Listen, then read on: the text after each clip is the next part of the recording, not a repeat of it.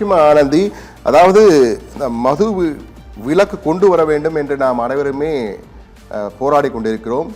சத்தியம் தொலைக்காட்சி தற்போது தமிழ்நாடு வெல்ல கைகோர்ப்பம் என்ற வகையிலே டிவிகே என்ற இயக்கத்தை முன்னெடுத்திருக்கிறது. அந்த வகையிலே பல கதைகளை காலையிலிருந்து பார்த்து கொண்டிருக்கிறோம். பல மக்கள் சாட்சிகள், மக்கள் நடந்தது என்ன என்பது அவர்களுடைய மனசாட்சிகளாக நாம் ஒலித்து கொண்டிருக்கிறோம். அந்த வகையிலே தற்போது காஞ்சிபுரத்தின் கண்ணீர் கதைகள் என்ற வகையிலே நமது செய்தியாளர் மனோகரன் அங்குள்ள சிலரின் உண்மை நடந்த நிகழ்வுகள் எப்படி பாதிக்கப்பட்டார்கள், அந்த குடும்பங்கள் சீரழிந்த கண்ணீர் கதையை நம் முன் கொண்டு வருகிறார். இதோ அந்த காட்சிகளை பார்ப்போம்.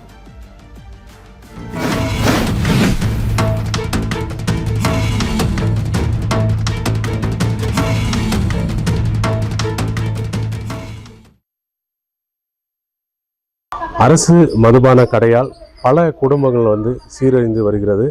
பல குடும்பங்கள் தங்களுடைய உறவினர்கள் ஒரு இழக்கக்கூடிய ஒரு சூழ்நிலை ஏற்படுகிறது. குறிப்பாக நம்ம இந்த பரப்பி அருகே உள்ள ஆத்தனஞ்சேரி பகுதியில் செயல்படக்கூடிய இந்த அரசு மதுபான கடையால் ஒரு குடும்பத்தில் உள்ள ஒருவர் அந்த மது குடித்து விட்டு வரும்போது விபத்து ஏற்பட்டு அந்த விபத்தில் அவர் இறந்து விட்டார். திருமணமாகி சில மாதங்களே ஆன போது இந்த விபத்தானது ஏற்பட்டு இப்போ தனிமையிருக்கால் அவர்கள் என்ன மாதிரி இதனால் ஒரு இன்னல்கள் சந்திக்கிறாங்கன்னு இப்போ நம்ம பார்க்கலாம். அம்மா வணக்கம்மா. இப்போது இந்த மதுனால தான் இப்போ அவர் குடிச்சிட்டு போகும்போது விபத்து ஏற்பட்டிருக்கு அப்படின்ற ஒரு தகவல் தெரிஞ்சது. என்ன மாதிரி, எதனால், எப்படி நடந்தது? அவர் கோயம்புத்தூர்லேருந்து வந்துட்டு இருந்தார் சார். அவர் வந்துட்டு இருக்கும் போது குடிச்சிட்டு வந்ததுனால அவருக்கு போதையில் வந்ததுனால அவருக்கு ஒரு ஆக்சிடெண்ட் ஆனதுனால அவர் கீழே விழுந்து தலையில் அடிப்பட்டதுனால போதையில் இருக்கிறதுனால எங்களால் ட்ரீட்மெண்ட் எடுக்க முடியாது அப்படின்னு சொல்லிட்டு டாக்டர் சொல்லிட்டாங்க.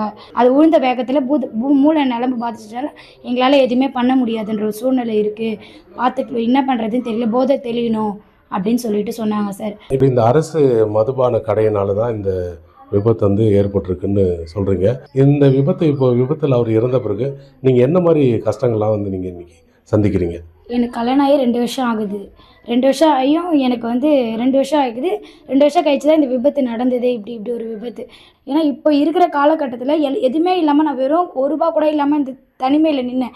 அப்படி இருக்கும் நானாக சம்பாரித்து நானாக தான் என்னுடைய சேவிங் பார்த்துட்டு என்னுடைய கடத்தை அடைச்சிட்டு நானாக தான் தனியாக நிற்கிறேன். யாராலையுமே எதுவுமே எந்த யூஸுமே இல்லை.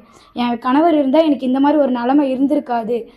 அவர் என்னை பார்த்துருப்பாரோ, அவர் இல்லையே அப்படின்னு சொல்லிட்டு நிறைய டைம் நானுமே தேவையில்லாத முடிவெல்லாம் எடுக்க ஆரம்பித்தேன். நான் அவர் இல்லைன்றதை என்னால் ஏற்றுக்க முடியாமல் இந்த ஒரு சரக்கால என் வாழ்க்கையை இழந்து தான் நான் நிற்கிறேன்னு தவிர்த்து என்ன மாதிரி யாருமே நின்றக்கூடாது அப்படின்றதுக்கோசம் தான் நான் இன்னமும் யோசிக்கிறேன்னு. ஆமாம், இப்போ நீங்கள் அரசுக்கிட்ட என்ன கோரிக்கை வைக்கிறீங்க? இதே மாதிரி யாருமே நிற்கக்கூடாது சார். நான் நிற்கிற மாதிரி இன்னொருத்தவங்க யாருமே இல்லை என் லைஃப்லேயே. என்ன மாதிரி சின்ன பசங்க யாருமே வாழ்க்கையை இழந்து நிற்கக்கூடாது. அந்த ஒயின் ஷாப் இல்லைனாலுமே போதும் சார். எனக்கு என்னால் இது ஒரு நல்லது நடந்துச்சு அப்படின்ட்டு நான் எங்கள் ஊருக்கோசம் நான் சந்தோஷப்படுவேன் சார்.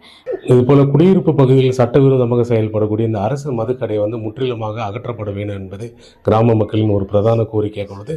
இந்த அரசு செயல்படுத்தக்கூடிய இந்த குடியிருப்பு பகுதியில் செயல்படுத்தக்கூடிய இந்த கடையை அகற்றப்படுமா அப்படி என்பதற்காக கிராம மக்களுடன் நாமளும் சேர்ந்து எதிர்நோக்கி காத்திருப்போம். சத்தியம் செய்திகளுக்காக காஞ்சிபுரத்திலிருந்து மனோகரன்.